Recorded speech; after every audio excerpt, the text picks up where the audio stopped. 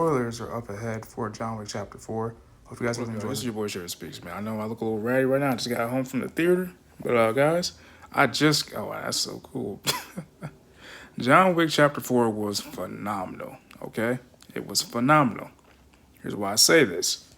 We finally got a lot of answers, at least to me, at least to my credit. I feel like I got like a lot of answers to who Jordani Wick actually is, the kind of man that he truly is, a man of code and honor, most importantly. Unfortunately, we saw a few new characters. A couple of them did not make it, or I should say, one in particular didn't make it. One of his old time friends. He has very few friends. Koji, who runs the Osaka Continental, who got ran up on by the High Table or by the Marquet. Vincent and his squad because they're they're assisting John Wick taking and going out to the High Table. Now, mind you, before all this happens, before we got to the Osaka Continental, John Wick ran the fade with the Elder, the newest appointed Elder of the High Table in Morocco. Literally, it joins out with him literally on horseback, capping down the Elder's men or his security. Even the Elder told him, "Look, man, even after you kill me, it's not gonna solve all your damn problems, bro. I mean, it's life and death. You're gonna go, the D word. You know what I'm saying? You gonna die doing this." To which John was like, "Not really. I mean, I know what's gonna happen, but not really." And he offs the guy.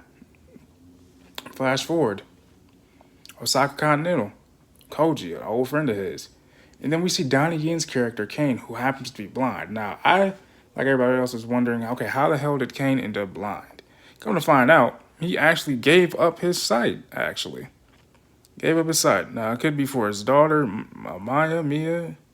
Who knows? And maybe they explore what happens with Kane after what happened in John Wick Chapter 4. More than likely they are. But we also get a brand new character by the name of quote unquote Mr. Nobody. I'm thinking his name was Marquise at first, actually, but that's actually the last name of the big bad of Chapter 4.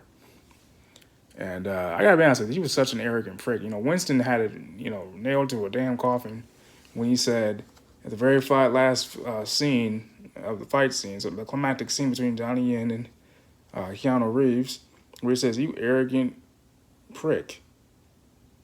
I'm sorry, you arrogant asshole." He never shot. The last shot, 30. The first round was 30 paces. The second round was 20 paces. The last shot was 10 paces. Both Donnie Yen and Keanu Reeves got shot both in the arm. Final shot ended up killing John Wick, right?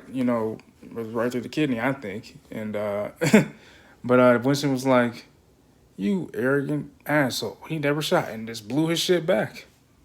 Blew Marquise's shit all the way the fuck back. All right. So which John said, "Winston, can you take me home?" And Winston, you could see he was really emotional.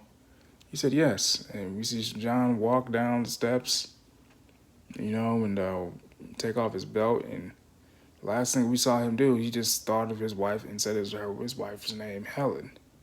He just slumps over and supposedly and seemingly, makes his transition. So we then see the Bowery King, which I gotta say, he stepped up his game. He took over the role of Sharon, and RIP to him and the actor that portrays him. He actually was the first one to actually die in the film, Sharon, killed by Vincent Marquet, you know what I'm saying? Just because this teach, Winston a lesson about his actions. I mean, they literally demolished and detonated the New York Continental right in front of Winston and Sharon to see. Sharon's last words to Winston was, "It's been an honor, sir."